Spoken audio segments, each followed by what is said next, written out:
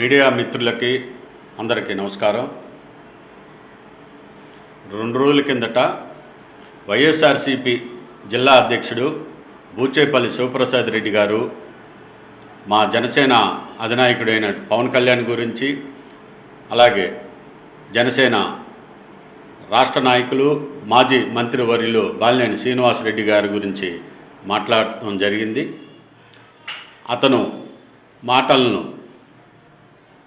తీవ్రంగా మేమైతే ఖండిస్తూ ఉన్నాం.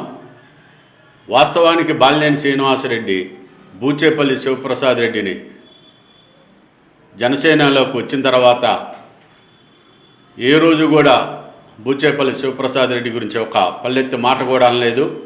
అతను వ్యంగ్యాస్త్రాలు సంధిస్తూ బాలినేని అలాగే పవన్ కళ్యాణ్ గారిని మాట్లాడటం జరిగింది.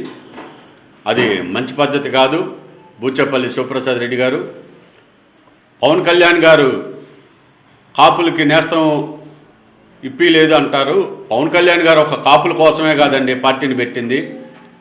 ఒక కులానికి పవన్ కళ్యాణ్ ఆపాదించడం, మతానికి ఆపాదించడం అది కరెక్ట్ కాదు. పవన్ కళ్యాణ్ రాష్ట్ర భవిష్యత్తు కోసం ఎన్డీఏ కూటమితో కలిసి ఈ రాష్ట్ర ప్రజల భవిష్యత్తు కోసం అందరూ బాగుండాలి, ఈ రాష్ట్రం సర్వనాశనం అయిపోయింది వైసీపీ పాలనలో అని అందరి ప్రజల కోసం వచ్చిన వ్యక్తి. అంతేగాని కాపు నేస్తం కోసమే తను కాపు కులస్తుడని కాపుల కోసం ఏం చేయలేదని మాట్లాడావు. అది కరెక్ట్ కాదు. ఇవాళ పవన్ కళ్యాణ్ గురించి మీకు తెలుసో తెలియదో కానీ భారతదేశం మొత్తం పవన్ కళ్యాణ్ గురించి ఆలోచన చేస్తుంది.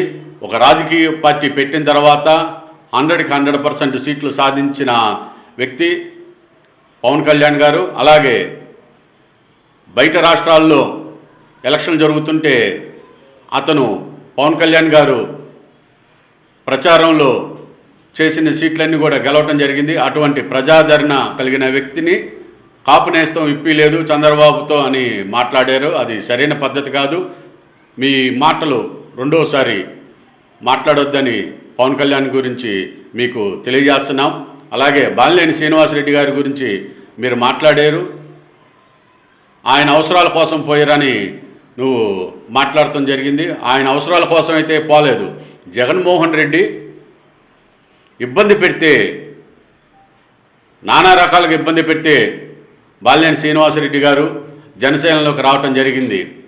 బూచేపల్లి శివప్రసాద్ రెడ్డి గారు, నువ్వు డాక్టర్గా ఉన్నావు 2009లో. నిన్ను 2009లో కాంగ్రెస్ పార్టీలో తీసుకొచ్చి దర్శిని టికెట్ ఇప్పించి ఆ రోజున బాలినేని శ్రీనివాసరెడ్డి చేసిన కృషి నీవు మర్చిపోతివా? అలాగే జగన్మోహన్ రెడ్డి వైసీపీ పార్టీ పెట్టిన తర్వాత నువ్వు జగన్మోహన్ రెడ్డితో బాలినేని శ్రీనివాసరెడ్డి గారు అందరూ కలిసి నడిచారు. తర్వాత మీరు బై ఎలక్షన్లో వస్తాయి, రాజీనామా చేయమంటే రాజీనామా చేయకుండా బై ఎలక్షన్లో పోటీ చేయాల్సి వచ్చిందని మరలా మళ్ళీ యూటర్న్ చేసుకొని కాంగ్రెస్ పార్టీలోకి వెళ్ళావు. నువ్వు నీ అవసరాల కోసం ఆ రోజున నీ వ్యాపార అవసరాల కోసం నువ్వు ఆ రోజు 2012లోనే నీ అవసరాల కోసం నువ్వు వెళ్ళావు. అది గుర్తు తెచ్చుకోవాలని మీకు మీడియా మిత్రుల ద్వారా తెలియజేస్తున్నాను. అలాగే 14లో జగన్మోహన్ రెడ్డి నిన్ను దగ్గరికి రానికపోతే బాలినేని శ్రీనివాసరెడ్డి గారు తీసుకొని వెళ్ళి 14లో కూడా నీకు దర్శి టికెట్ ఇప్పించిన దాంట్లో బాలినేని కృషి మీకు తెలియదా? 19లో పోటీ చేయముంటే జగన్మోహన్ రెడ్డి గారు బాలినేని శ్రీనివాసరెడ్డి గారు భయపడిపోయి 19లో పోటీ చేయకుండా దూరంగా ఉన్న వ్యక్తి మీరు కాదా బూచేపల్లి శివప్రసాద్ రెడ్డి గారు? మీరు ఎట్టి పరిస్థితుల్లో కూడా బాలినేని శ్రీనివాసరెడ్డి గారి గురించి, పవన్ కళ్యాణ్ గురించి, జనసేన పార్టీ గురించి మాట్లాడటం అది మంచి పద్ధతి కాదు. మీరు మీ వ్యక్తిగత విషయాలు మాట్లాడాల్సి వస్తే బాలినేని విషయంలో చాలా ఉంటాయి, కానీ ఇది వేదిక కాదు. మీరు మాట్లాడినట్టుగా కరెక్ట్ కాదు. బాలినేని శ్రీనివాసరెడ్డి జనసేనలో చేరి 4 నెలలు అయింది, ఒంగోలుకు రాలేదు, టచ్లో లేదు అంటున్నారు. నువ్వు వైసీపీ జిల్లా అధ్యక్షుడిగా పోటీ చేసి వైసీపీ జిల్లా అధ్యక్షుడిగా వచ్చి 4 నెలలు అయింది. ఈ 4 నెలల కాలంలో నువ్వు ఎక్కడ ఏం సాధించావు? ఒంగోలు, దర్శి ఒంగోలు తిరగటం తప్పితే జిల్లాలో నువ్వు జిల్లా అధ్యక్షుడుగా ఉండి ఎక్కడ వైసీపీ పార్టీ కోసం ఎక్కడ తిరిగేవు? ఎవరికి అందుబాటులో ఉన్నావు? నువ్వు ఒకసారి ఆత్మ విమర్శన చేసుకో. బాలినేని విమర్శించే ముందు. అలాగే ఒంగోలు నగరంలో కార్పొరేటర్లు వెళ్తున్నారని మీడియా మిత్రులు అడిగిన దానికి ఎవరో ఒకళ్ళిద్దరూ వెళ్తారు తప్పితే మిగతా వాళ్ళందరూ వైసీపీలోనే ఉన్నారన్నావు.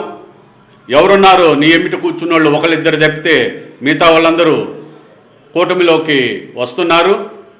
అది కూడా 4 రోజుల్లో తెలిసిపోతుంది జనసేనలోకి, కూటమిలోకి ఎంతమంది వస్తున్నారనేది. మీరు మాట్లాడేటప్పుడు జాగ్రత్తగా మాట్లాడాలి, ఆలోచన చేసి మాట్లాడాల్సి. బాలినేని ఏ రోజు కూడా మిమ్మల్ని ప్రత్యక్షంగా కానీ పరోక్షంగా కానీ ఎక్కడ మిమ్మల్ని విమర్శించలేదు. మీరు అది తెలుసుకొని భవిష్యత్తులో మాట్లాడితే మంచిదని మీకు తెలియజేస్తున్నాం. మీరు మీ పార్టీ కార్పొరేటర్ని కాపాడుకోమని మీరు నాయకులకు చెప్పుకోవాలి, ఒంగోలు నాయకులకు చెప్పుకోవాలి. అంతేగాని పక్కన వాళ్ళని మాట్లాడటం, నిందిలేయటం అనేది కరెక్ట్ కాదు. మీరు నీతో పాటు ఆ రోజు ప్రెస్ మీట్లో ఉన్న ప్రతి పక్కన కూర్చున్న వాళ్ళందరూ నాయకులు కూడా బాలినేని కృషి వల్లే అందరూ, బాలినేని చేతుల మీదుగా అందరూ పదవులు లబ్ధి పొందిన వాళ్ళు. వారు కూడా కనీసం